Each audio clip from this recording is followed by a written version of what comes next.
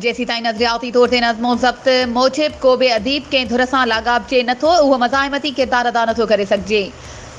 सिंधी अदीबनि जो माज़ी में किरदारु शानदार ऐं निहायत मज़ाहिमती रहियो आहे।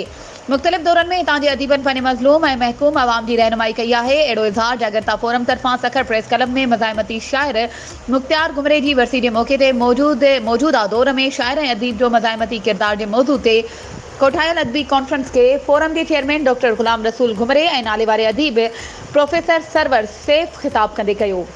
हुननि चयो त अदब बराए अदब जी जाइ ते अदब बराए ज़िंदगी ई मज़ाहिमती अदब आहे।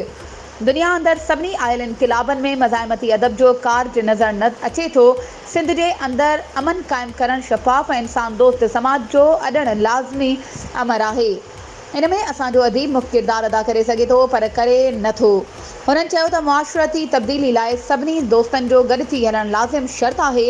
वरसी तक़रीब खे मालिक खोसे, इरशाद पीरज़ादो, सरदार पीरज़ादो, सचल भट्टी, प्रोफेसर मंज़ूर बेदार, रऊफ़ पारिस दाए, अयाज़ लतीफ़ दाए, गुलशेर शर, नबन साखाणी, ख़ालिद ब्रोही ऐं ॿियनि पिणु ख़िताब कयो। वधीक ख़बरुनि ऐं अपडेट्स जे लाइ असांजे चैनल खे सब्सक्राइब कयो ऐं हा, बेल आइकन खे प्रेस करणु न विसारिजो त जीअं असांजी हर नई अचण वारी वीडियो तव्हां ताईं पहुची